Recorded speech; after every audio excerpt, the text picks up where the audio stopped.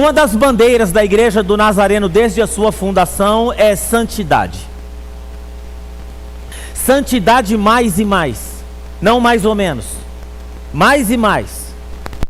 Nós cremos que o batismo com o Espírito Santo purifica o nosso coração e nos leva a ter uma vida santa.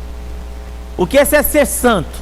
Santo significa espiritualmente limpo, sadio, são, livre de paixões pecaminosas, de inocências e virtudes intactas, piedoso, pio e aceitável diante de Deus. Todas essas qualificações nós podemos aplicar na nossa vida, menos de inocências e virtudes intactas. Porque nós não nascemos de inocência e virtude intacta. Porque você não ensina uma criança a mentir. Você não ensina uma criança a ser birrenta. Você não ensina, já está dentro dela, é uma natureza. É a natureza da briga, da birra, é tudo isso aí. Mas todas as outras características nós podemos aplicar na vida de um crente. E nós acreditamos que o batismo com o Espírito Santo, como a segunda obra da graça, que nós chamamos de inteira santificação, é uma obra tão profunda que Deus faz em nós, que nós passamos a transmitir, fluir, produzir, fluir de dentro de nós aquilo que nós somos, porque o nosso coração foi purificado, a fonte. O salmista Davi, no Salmo 51, ele fala: purifica-me o meu coração e ficarei puro. Ele fala da fonte. Isso é oração séria, viu, irmão? Purificação do coração. Hoje de manhã eu quero falar sobre santidade como identidade. Santidade como nosso DNA como igreja. Uma igreja que é relevante nessa cidade agora também, com a maior área que ocupa, é a maior igreja em área que ocupa como um patrimônio da própria igreja nessa cidade. Então nós não podemos nos identificar simplesmente com o patrimônio que nós possuímos, simplesmente com o número de pessoas que nós congregamos, mas há algo maior dentro de nós que vai fazer a diferença nessa cidade através das nossas vidas, que é a vida de santidade como a nossa identidade. E o texto que eu escolhi aqui é Jeremias no capítulo 13, do 1 a 11. Assim diz o Senhor: vai e compra um cinto de linho e põe em volta da cintura, mas não o coloques na água. Eu comprei o cinto, conforme a palavra do Senhor, e pus em volta da cintura. Então veio a palavra do Senhor pela segunda vez, dizendo: toma o cinto que compraste e que trazes sobre os teus ombros, vai ao Eufrates, e esconde-o ali na fenda de uma rocha. Eu fui e escondi-o junto ao Eufrates, como o Senhor me havia ordenado. Sucedeu que ao final de muitos dias, que me disse o Senhor: levanta-te, vai ao Eufrates e toma ali o cinto que te ordenei que você escondeu ali. Eu fui ao Eufrates e cavei, tomei o cinto do lugar onde havia escondido. Eis que o cinto estava apodrecido e para nada prestava. Então veio a mim a palavra do Senhor, dizendo: assim diz o Senhor, do mesmo modo farei apodrecer a soberba de Judá e a muita soberba de Jerusalém. Esse povo maligno, que recusa ouvir as minhas palavras, que caminha segundo a dureza do seu coração e anda após os deuses alheios para servi-los e inclinar-se diante deles, será tal como esse cinto que para nada presta.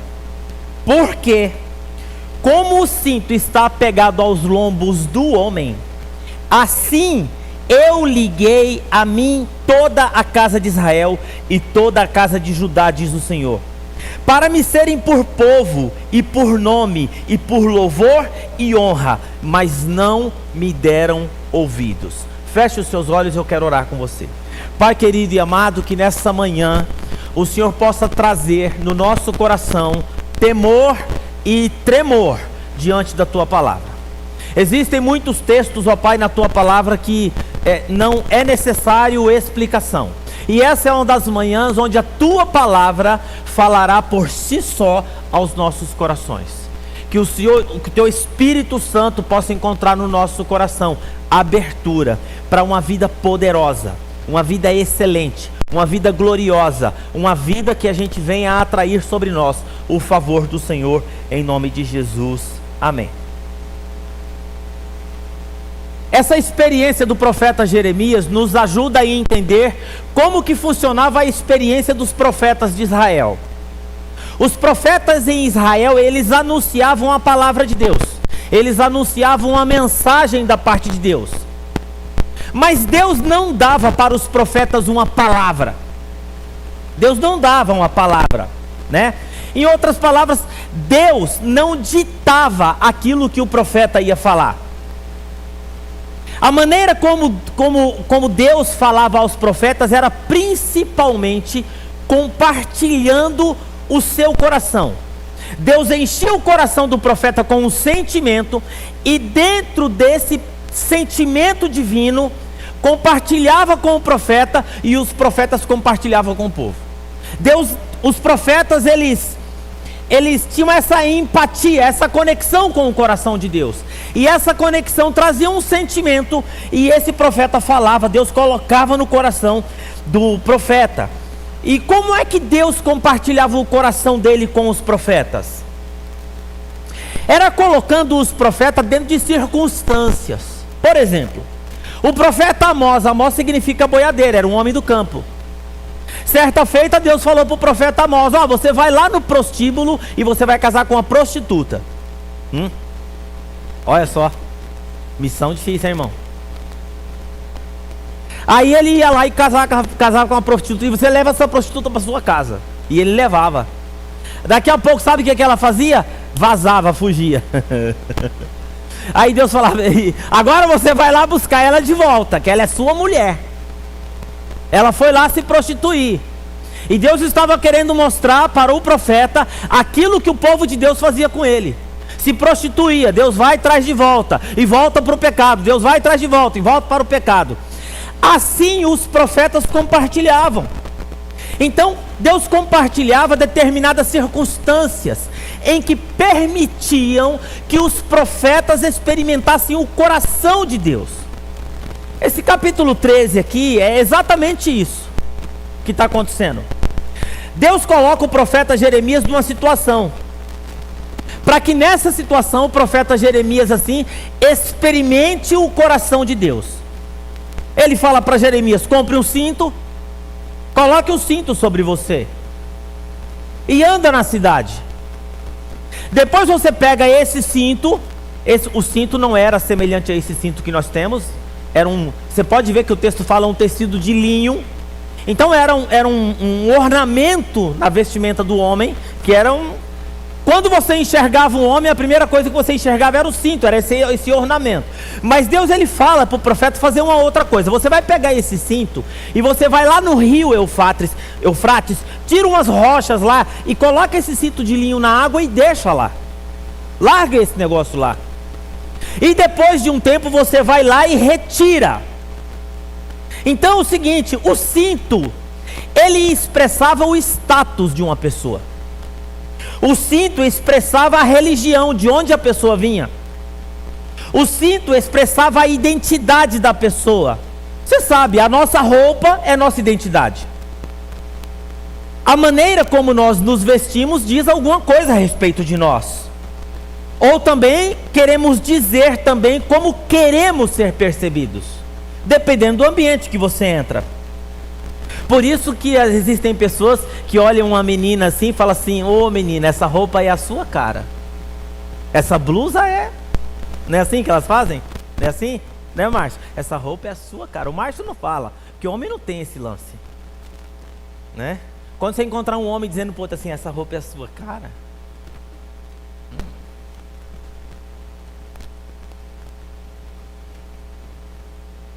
eu quero falar hoje sobre identidade, santidade como identidade. Deus manda o profeta pegar um cinto apodrecido. Eu acho interessante isso. Vista-se com o cinto. E depois manda que o profeta desfile pela cidade. Vá ao shopping com esse cinto. Vá ao aniversário. Vá à academia. Vá trabalhar com esse cinto. Faça uma reunião de trabalho. Agora, aquela faixa que deveria ser ornamento, aquela faixa que deveria ser algo bonito, estava apodrecido e estava rasgada. E Deus diz ao profeta: experimenta esse constrangimento. Como você se sente usando uma coisa podre, usando uma coisa rasgada, usando uma coisa que cheira mal? Experimenta. Você está sentindo essa vergonha de se apresentar publicamente assim? O que é que Deus está falando para o profeta? É assim que eu me sinto a respeito da casa de Israel. Eu me sinto sujo, eu me sinto envergonhado, eu me sinto com relação a Jerusalém, é assim que eu me sinto em relação a Judá. Assim como um cinto se apega ao homem, da mesma forma fiz com a comunidade de Israel e toda a comunidade de Judá, que se apegasse a mim, para que fosse o meu povo e para a glória do meu nome. O que Deus está dizendo, irmão? Deus está dizendo que confiou a sua reputação, o seu nome a Israel e a Judá. Deus está dizendo que se vestiu de Israel e de Judá. Deus se vestiu do seu povo. E Deus desfila entre as nações. Deus desfila lá dentro do seu estacionamento. Você mexe com estacionamento ainda, Márcio? Então quando você está lá dentro, Deus está lá dentro, desfilando ali no meio daqueles carros. Deus desfila pela cidade. Deus desfila lá dentro da metalúrgica do Márcio. Deus desfila com a Márcia Boteon, quando ela está dando as aulas dela de nutrição, de alimentação. Deus desfila pelas nações quando você viaja. O povo de Deus é a roupa que Deus veste. Entenda isso, irmão. Você é a roupa que Deus veste. Os seus negócios, a sua fala, Ô irmão, tem uma mania agora de crente falar palavrão, né? Eu não sei como que é isso. Porque você é a roupa que Deus veste. Tá no meio da patota, é só palavrão. É só palavrão, é só piada suja, é só isso, aquilo. Oi, como que é esse negócio? Como que de uma fonte pode surgir dois tipos de água? É modinha agora entre os crentes falar palavrão? Não sei. Você é a roupa que Deus veste. Através do contato com o povo de Deus, as pessoas têm noções a respeito de Deus. Através do contato com o povo de Deus, as pessoas tiram conclusões a respeito de Deus. Tiram conclusões. E Deus está dizendo que Israel é como um cinto podre em volta dele. A minha reputação está comprometida, o meu nome está sendo difamado, a minha identidade está sendo comprometida. Irmão, não dá para mim entender umas igrejas do nosso tempo em que a pessoa vive de qualquer maneira. Domingo está no culto, durante a semana está na macumba. E está tudo certo. E ninguém é de ninguém. E cada um cuida da sua vida. Isso não é igreja. A igreja, segundo a igreja de Atos capítulo 2, em outras palavras, desculpa a expressão, a igreja não é casa da mãe Joana, a igreja tem disciplina, viu, irmão? Líder de igreja tem que andar de conduta elibada, certa, correta, santidade mais e mais, não mais ou menos, mais e mais. Porque é o seguinte, vai no culto durante a semana, a vida de qualquer maneira. Você é a roupa que Deus veste. Porque a minha roupa fala de mim. Eu sou um Deus que está circulando entre as nações e o meu nome está na boca do povo. E Deus está dizendo, eu sou um Deus vestido com roupas sujas, podres, rasgadas. Por quê? Porque o meu povo comprometeu a minha reputação e a minha identidade. O povo de Deus, a comunidade nazarena de Indaiatuba, nós somos a roupa que Deus veste. Amém, igreja? Você pode aplaudir do Senhor? Amém.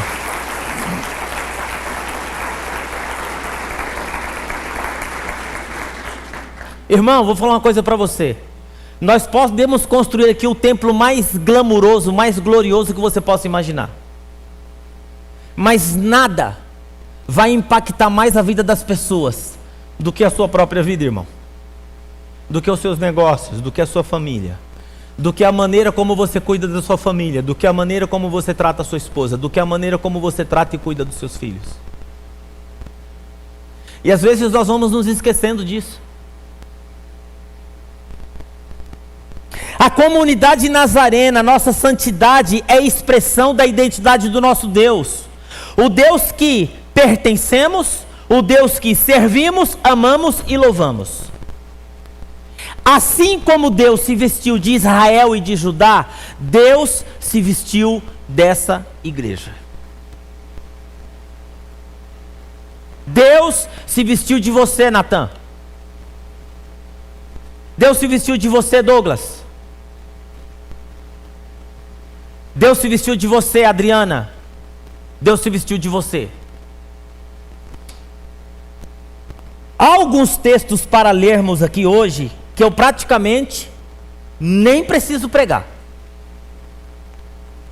E é importante isso, porque hoje nós estamos recebendo novos membros nessa comunidade.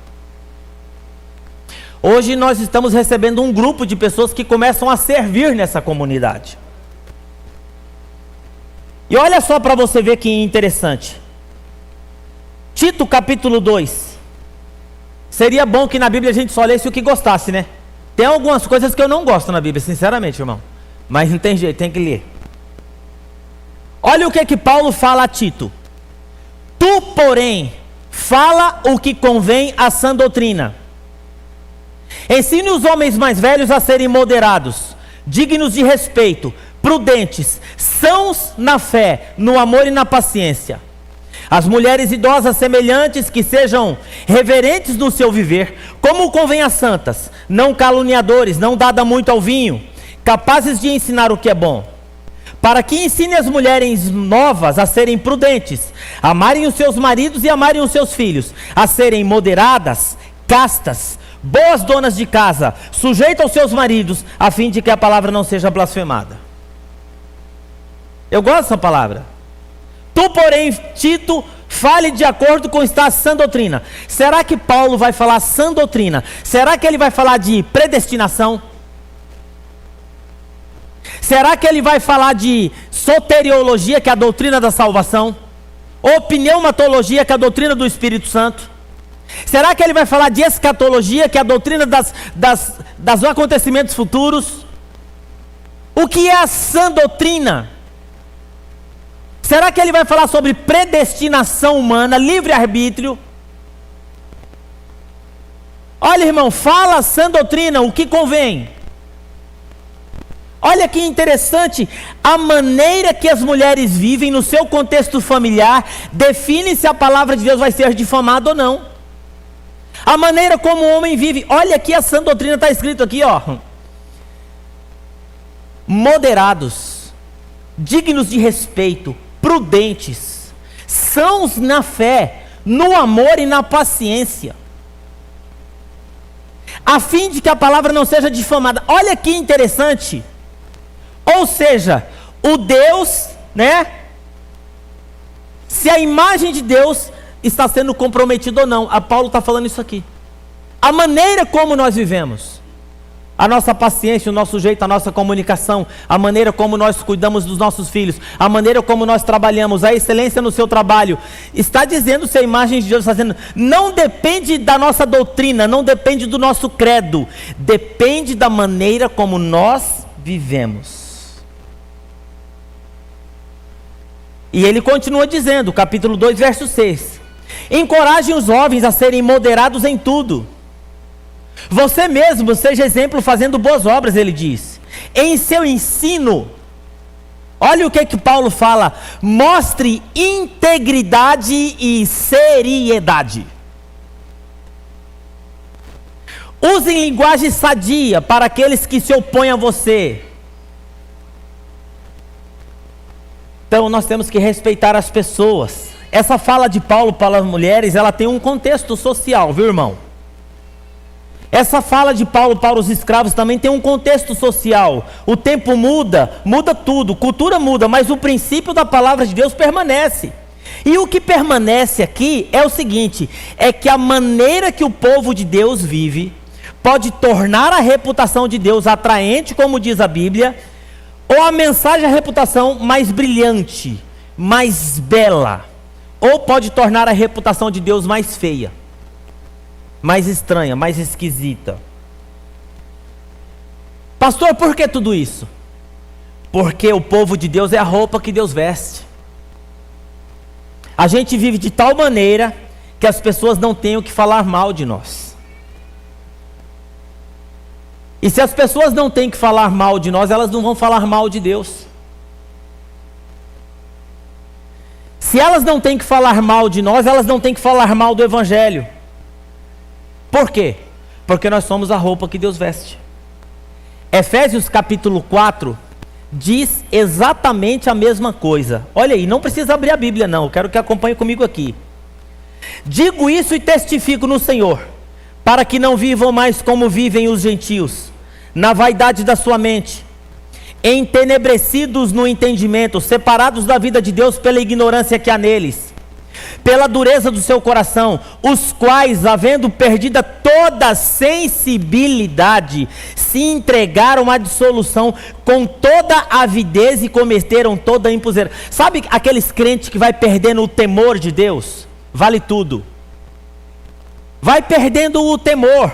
Mas vós não aprendestes assim de Cristo, se é que o tendes ouvido e nele fostes ensinado, como está a verdade em Jesus, que quanto ao trato passado, olha aqui gente, essa expressão do apóstolo Paulo é extraordinária. Vos despojais do velho homem que se corrompe pela concupiscência do engano, e vos renoveis no espírito da vossa mente. Olha aqui, nova vestimenta, o que ele diz aqui? E vos revistais do novo homem, que segundo Deus é criado na verdadeira justiça e santidade. Paulo está dizendo o seguinte, que nós temos roupas novas, que não vivam mais como gentios, ou seja, aqueles que não são identificados com o povo de Deus. A nossa identificação ela é diferente, as pessoas ela têm que olhar e saber, aquilo ali é uma crente, aquele ali é um cristão. Não pela roupa que você veste, mas pela maneira como você vive. Porque foi o tempo, irmão, que pecado era você não assistir televisão, você não adulterar, não é assim? Você não fumar e você não beber. Porque antigamente os crentes eles eram identificados só com isso.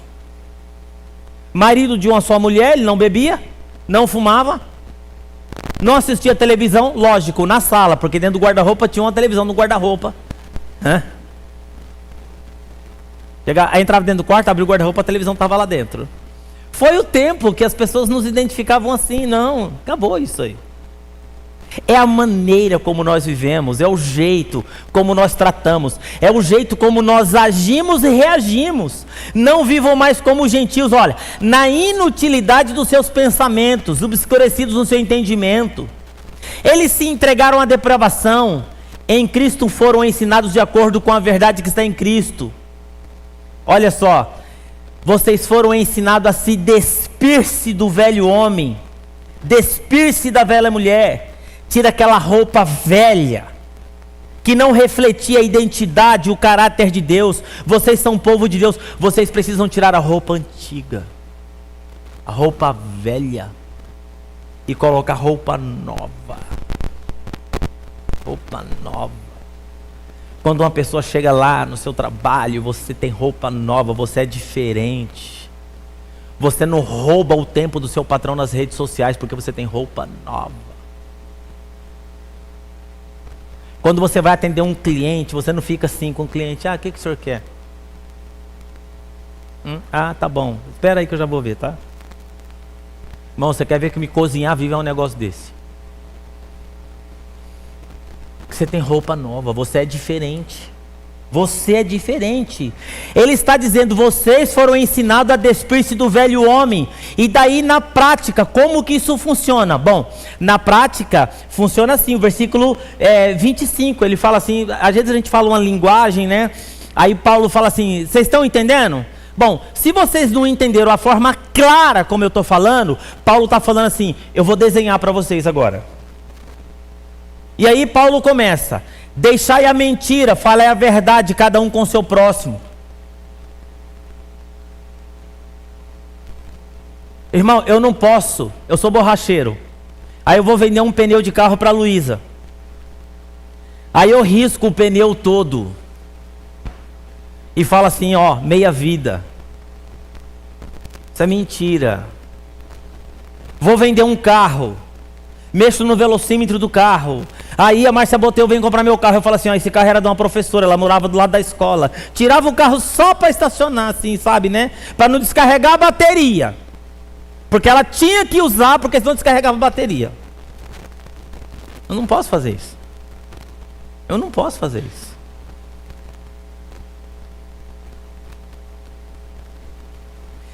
Porque somos membros uns dos outros. Olha aqui, isso aqui é legal, hein? Irai-vos e não pequeis, e não ponham sobre o sol sobre a sua ira. Não deis lugar ao diabo.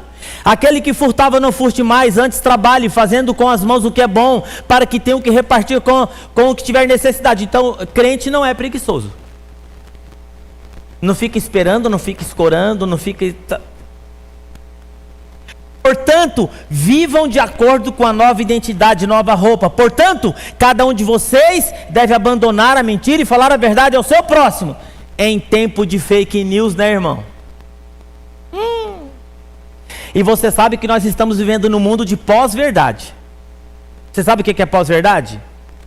É uma mentira vendida como verdade. E mesmo depois dessa mentira desmascarada, ela continua como verdade. É por isso que existem muitas pessoas na nossa sociedade vivendo a mentira. Por quê? Porque a mentira se tornou verdade. Você encontra pessoas que o cara trata a família de qualquer jeito e fala assim, o importante é ser feliz, eu tenho o direito de ser feliz. Porque essa mentira se tornou uma verdade.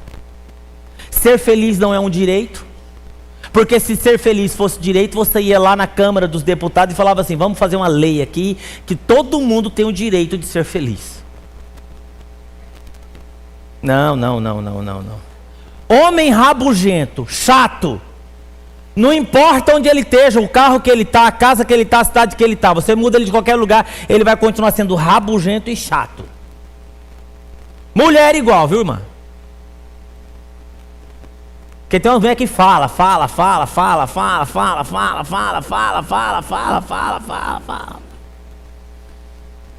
Ai, Jesus.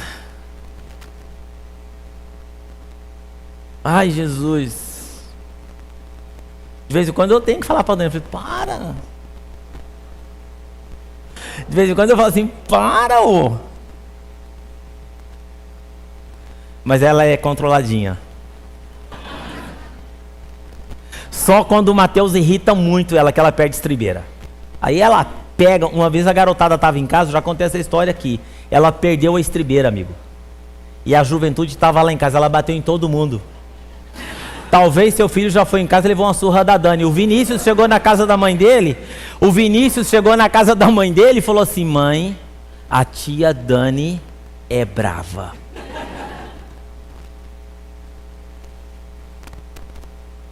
Portanto, cada um de vocês deve abandonar. Mentir para o seu próximo é mentir para você mesmo. Você faz parte do mesmo corpo. Verso 26. Quando vocês ficarem irados, não pequem, apaziguem a ira, irmão. Não dá lugar ao diabo. De vez em quando, você sabe, a gente perde estribeira. Mas você não pode dar lugar ao diabo. A gente fica irado, peca. E quando a gente fica irado e peca, o que a gente faz? A gente pede perdão.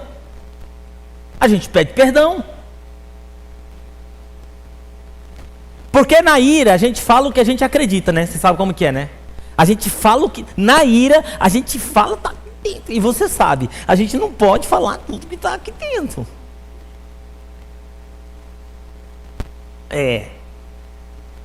Do mesmo jeito que nós temos que ter na vida, para entrar na nossa vida, somente uma portinha, nós temos que ter uma portinha para entrar as coisas e uma portinha para sair. Porque se você tem muitas portas, entra muita coisa. Então você tem uma portinha só, entra coisas poucas na sua vida. E uma portinha só para sair.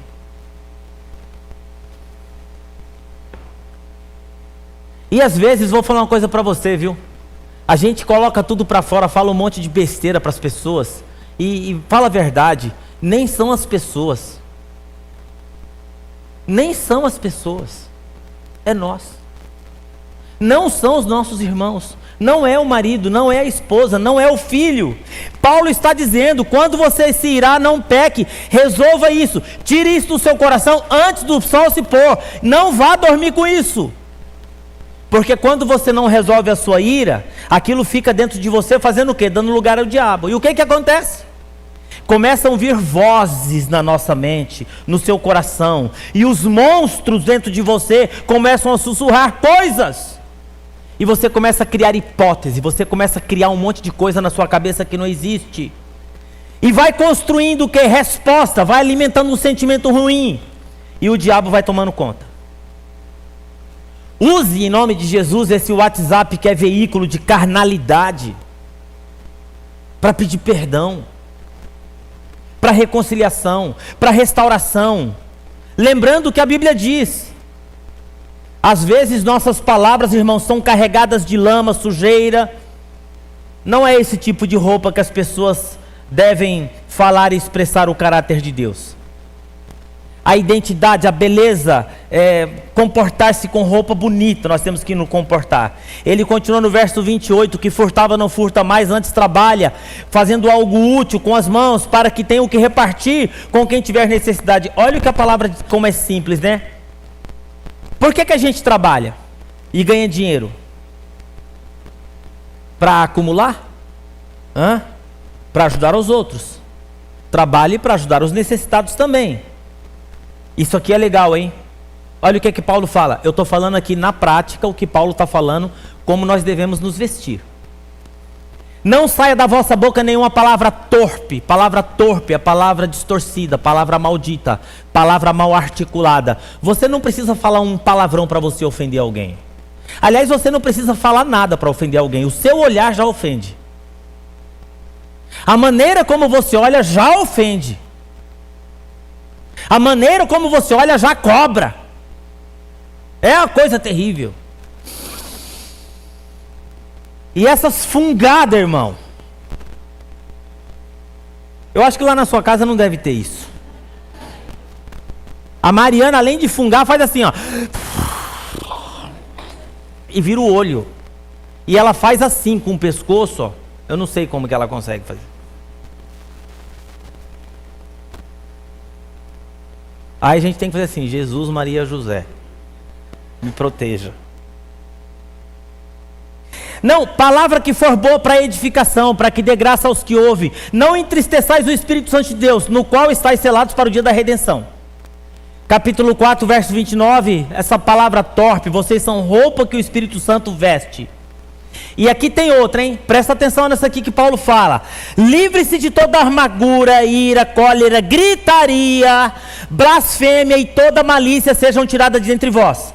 Sede uns para com os outros benignos, misericordiosos. Ô irmão, deixa eu dizer uma coisa para você.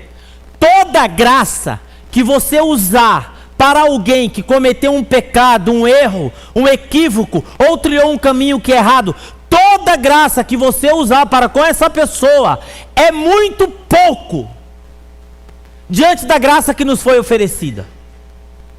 É pouco. Nós gostamos de misericórdia e graça, né? Mas para os outros nós queremos o quê? Justiça. O Senhor diz que será punido aquele que tocar no ungido do Senhor. Eu coloco você nas mãos dele. Em outras palavras, você está querendo dizer assim: eu queria muito te dar uma facada, mas como eu não posso, eu deixo isso para Deus. Talvez você bata o carro, seu motor vai fundir o carro, perdeu o emprego. A gente não fala, mas lá dentro, sabe? A gente pensa assim. E quando nós temos esses impasses com as pessoas que erram com a gente, e que acontece alguma coisa de ruim com ela, é quase que automático. Uma vozinha lá dentro dela falando assim: tá vendo? Deus está comigo.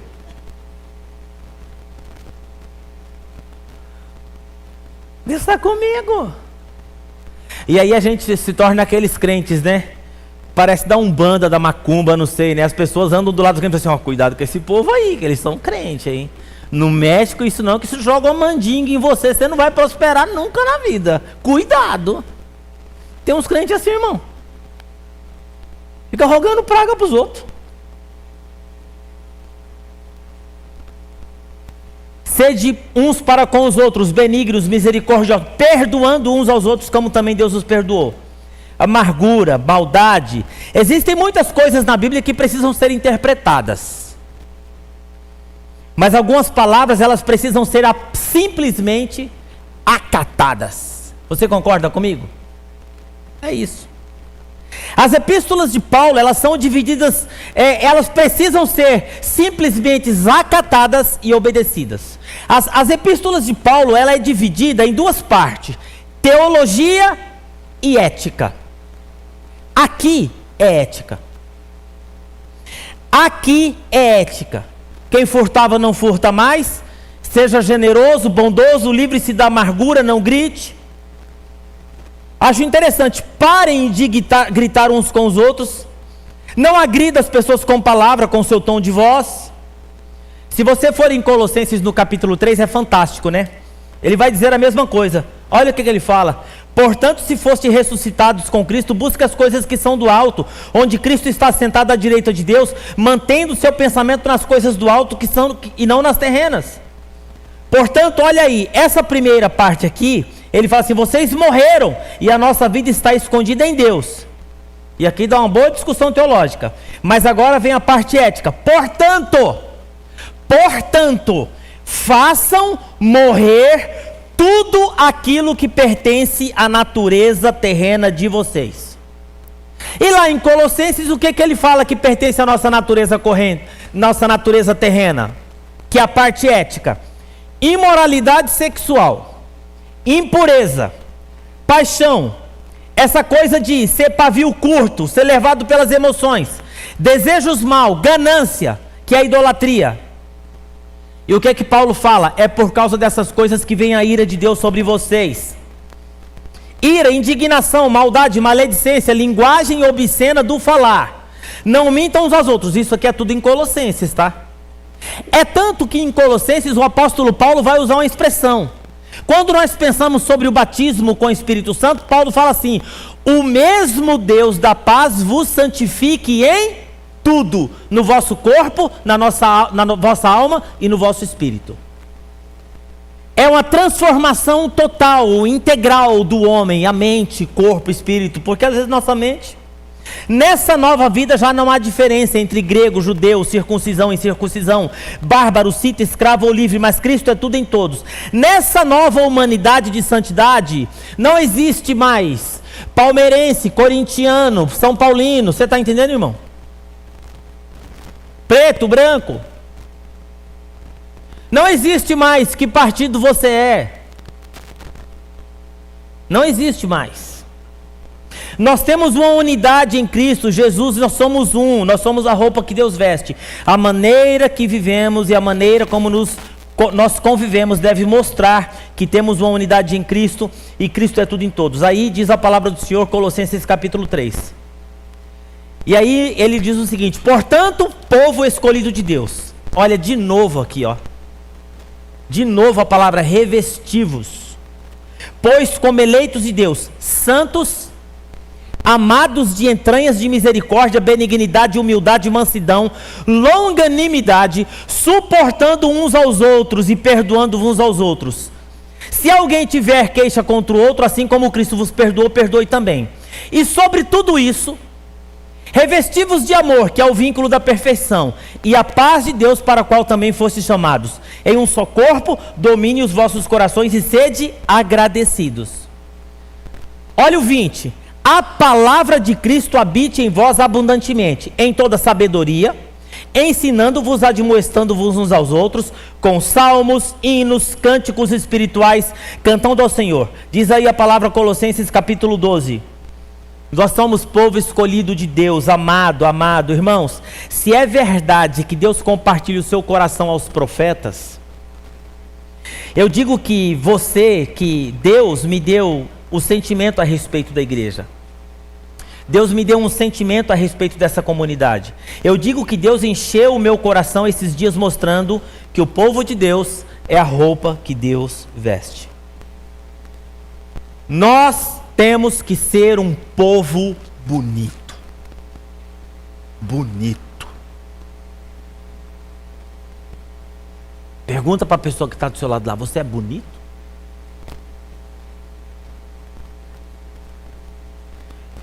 Eu não estou falando de beleza física. E deixa eu ensinar uma coisa para você, presta atenção. Beleza é um conceito pessoal. Entendeu? Por isso que o Márcio Boteon casou. Por isso que o Sidney da Luísa casou. A Luísa olhou assim e falou assim, apaixonei. Coisa linda, eu amo esse homem.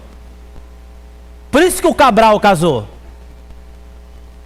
Tem uns homens, a gente olha assim e fala assim, Jesus, como pode? Beleza é um conceito pessoal. Por isso que eu casei, irmão. Se você visse uma foto minha de quando eu casei, minha filha fala para minha esposa assim, mãe, como que a senhora teve coragem? Como que a senhora teve coragem? Porque, irmão, era casca, era tipo assim, sabe? Ela comprou na planta. Foi na planta. Nós temos que ser um povo bonito, porque o nosso Deus é lindo e nós temos que conviver de maneira bonita. A maneira como vivemos como comunidade vai refletir a nossa identidade. Quando as nossas diferenças e o meu ponto de vista religioso se torna determinante nas nossas relações, acima da nossa identidade como povo de Deus, nós estamos no caos. As nossas preferências e os nossos gostos não podem definir a nossa relação. Eu gosto de andar de moto, tem gente que gosta de pescar, tem gente que gosta de passear em shopping. Tem um que gosta de tatuagem, tem outro que não gosta de tatuagem. Tem um que gosta de cabelo azul, tem outro que não gosta de cabelo azul. Essas coisas não podem definir a maneira como nós nos relacionamos. Um gosta de futebol, um é corintiano, outro é palmeirense, outro é isso, outro é aquilo. Entendeu? Então, essas coisas não devem. Nós estamos comprometendo não somente as nossas relações de afeto, mas comprometendo o próprio evangelho de Jesus e a reputação do nosso Deus. Uma vez eu convidei um pastor para vir aqui na igreja, eu falei assim com meu amigo, né? Falei, cara, eu convidei fulano para ir pregar na igreja, o cara vai lá, cara, vamos lá, tudo. Ele falou assim, não vou. Ah, cara, sabe, né? O cara é de esquerda. Eu falei, o quê? Eu nem sabia. Você está vendo como que é? Complicado, né, irmão, esse negócio. A sua preferência política vai definir se você vai se relacionar com seu irmão ou não. Você é a roupa que Deus veste. Eu faço um apelo a essa igreja e eu quero falar bem claro para você, bem claro, irmão, bem claro. Bem claro. Eu tenho as minhas preferências políticas, que eu sou cidadão também. Eu tenho as minhas preferências daquilo que eu gosto, daquilo que eu não gosto. Política é apaixonante. Na minha família eu tenho gente que morreu por causa de política. Morreu por causa de política. Política é apaixonante. Futebol é apaixonante. Agora, quando a gente começa a discutir política e futebol, e a gente peca, e fala cada coisa que não reflete a beleza do nosso Deus, o caráter do nosso Deus, não constrói absolutamente nada. Nós somos uma igreja nessa cidade para levar paz. Nós somos uma igreja nessa cidade para levar reconciliação.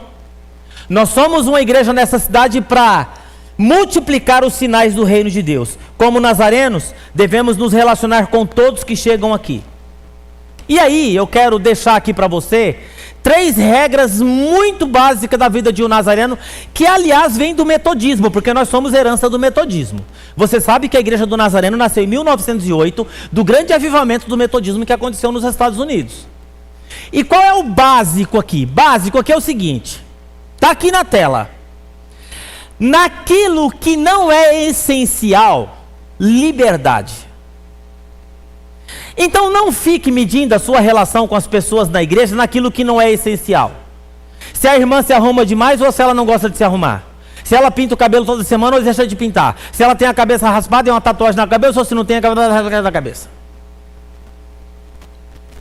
Tinha aqui um cabra muito top, ele, Israel. E ele era maestro da nossa orquestra. Hoje ele é regente da presbiteriana ali, do louvor ali. Não sei se o cabelo dele ainda continua do Highlander ainda. Mas ele tinha um cabelão do Highlander aqui, que era coisa linda. O cara todo roqueiro, tá, aquele negócio todo. E um músico excelente. E uma vez ele regeu aqui, de forma linda, maravilhosa. E acabou o culto, um culto tão maravilhoso, tão lindo. E a primeira pessoa que eu encontro, a pessoa falou assim: ai, pastor, esse maestro é muito bom, mas esse cabelo dele...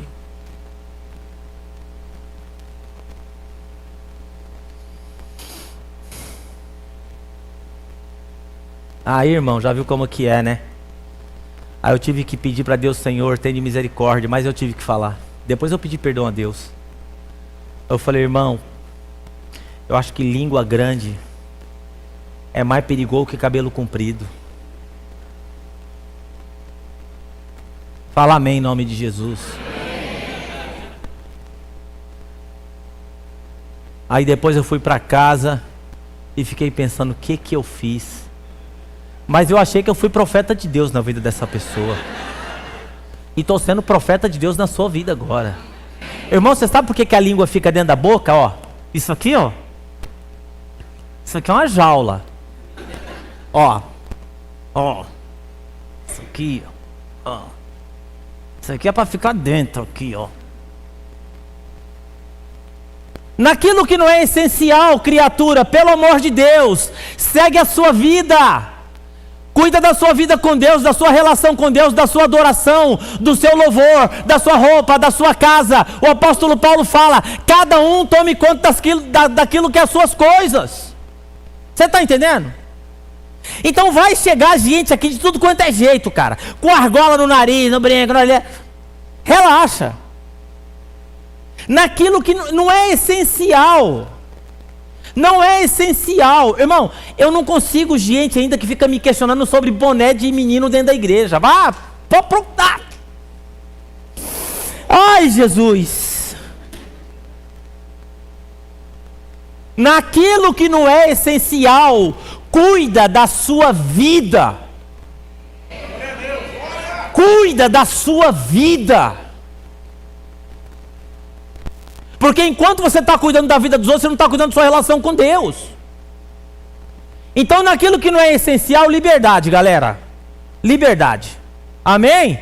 Amém. Glória a Deus, esse amém é bom. Naquilo que é essencial, nós não negociamos. Doutrina.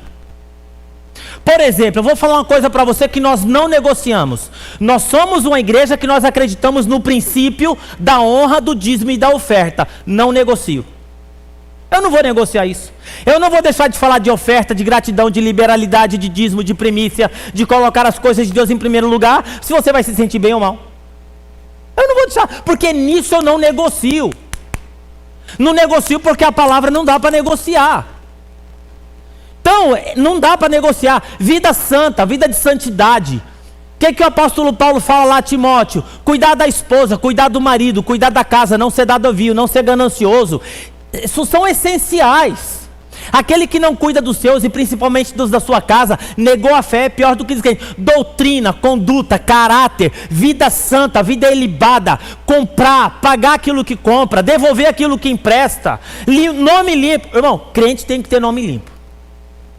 E se tem alguém aqui que quando precisa fazer alguma coisa, precisa pedir nome para os outros, hoje saia daqui com a decisão na sua vida: eu vou limpar o meu nome, custe o que custar, e eu vou viver dentro de um padrão que eu possa pagar, enquanto meu nome não ficar limpo, porque você é a roupa que Deus veste.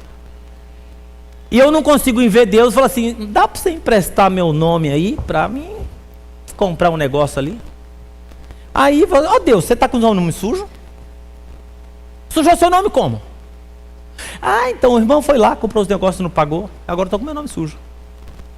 Então naquilo que é essencial nós não negociamos.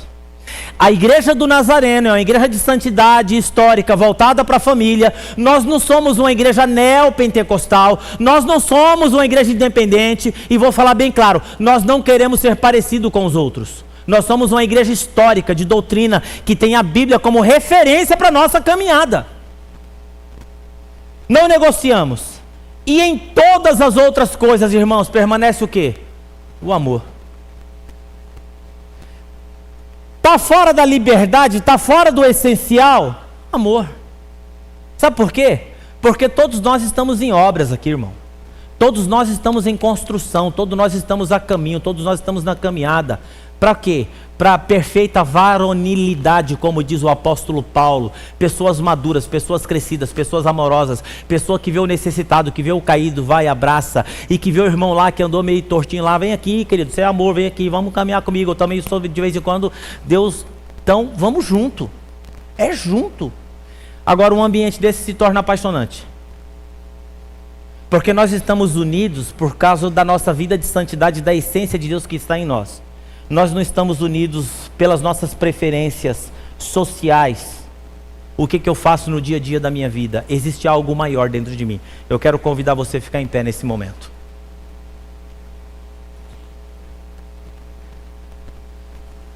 A palavra de Deus diz: brilhe a sua luz, para que vejam as boas obras e glorifique o Pai que está no céu. A palavra de Deus vai brilhar. A comunidade Nazareno de Indaiatuba é a roupa que Deus veste. E nesses 32 anos de caminhada, nós vamos continuar nessa cidade, sendo referência de tudo aquilo que Deus vai ser nessa cidade na vida das pessoas. Na nossa caminhada, no trato, os jovens na universidade, na escola, no ginásio, na oficina, na metalúrgica, na farmácia, na escola, onde você estiver. Na sua casa, na sua sala, você, no seu condomínio, na política, você é a roupa que Deus veste. Você é a roupa que Deus veste. Pense nisso. O meu apelo hoje de manhã, eu não vou fazer apelo aqui. Hoje eu não tenho apelo, mas o apelo é para nós todos aqui, para todos. Para todos. De como igreja do Senhor Jesus Cristo, fazendo parte do corpo de Cristo, assumirmos um compromisso de cuidar da nossa própria vida, desde as pequenas coisas às maiores, começando nos pequenos detalhes dentro da nossa casa. Às vezes, irmãos, o nosso testemunho é comprometido dentro da nossa casa. Essa semana eu falei assim, tem muita gente bagunçada emocionalmente. Eu aprendi com uma das maiores especialistas, terapeuta, psicóloga. Ela eu vi uma entrevista com ela. Ela falou assim, a gente começa a organizar os nossos pensamentos organizando gaveta. Porque tem muito jovem aí que quer mudar o mundo, nunca arrumou uma cama, não sabe esticar um lençol, não sabe o que é levar um lixo para fora, não sabe o que é lavar um banheiro. Então, se nós começarmos nas nossas pequenas coisas, você pode ter certeza, daqui a pouco vai começar a refletir nas pessoas que estão dentro da nossa casa. E daqui a pouco a nossa família começa a refletir ali, refletir aqui, refletir aqui, refletir aqui, refletir aqui. Quando você entrar dentro da sua casa, dá uma boa olhada na sua casa. Como que estão as coisas lá dentro? Como que estão aqueles quartos, aquela sala, aqueles armários? Você sabe, né? Sujeira, bagunça, diabo reina. Você entrar numa casa que está muito fedida, suja e bagunçada, ali tem coisa espiritual muito errada. Não só no lugar, mas na vida das pessoas também. E sabe às vezes como a gente coloca o diabo para correr? A gente começa a limpar. Aí ele fala, esse ambiente aqui não está bom para mim não, tem que ir para o lixo. Tem que ir para o lixo. Tem que ir para o lixo. Mosca, ela sempre vai para o cocô. Você pode colocar uma flor, um punhado de mel ali maravilhoso, ela não vai lá, Porque ela é mosca. Ela é mosca. Agora, uma abelha, você pode colocar o lixo que for na frente dela, ela nunca vai lá. Por causa da natureza dela. Feche os seus olhos e vamos orar. Senhor Deus e Pai, nessa manhã, como igreja do Senhor Jesus Cristo, nós queremos assumir um compromisso de santidade, de vida, de cuidado da nossa mente, das nossas ações, da nossa família, do nosso trabalho, do nosso dinheiro, tudo aquilo que está ao nosso alcance, tudo aquilo que está debaixo da nossa autoridade, tudo aquilo que está debaixo do nosso controle, inclusive o tipo de pessoa que se relaciona com a gente, as nossas ações e as nossas reações com as pessoas no trabalho, no trânsito, em casa. Senhor, eu entendi nesse texto, ó Pai, que eu sou a roupa que o Senhor veste. E essa roupa, ela tem que ser bonita, ela tem que ser linda, ela tem que ser maravilhosa, ela tem que ser radiante, ela tem que ser limpa, ela tem que ser cheirosa, ela tem que ser atraente, ela tem que atrair pessoas. E eu quero viver assim, para que a minha luz possa brilhar diante dos homens, para que o nome do Senhor Jesus seja glorificado. Se assim você crê, você aplauda ao Senhor em nome de Jesus.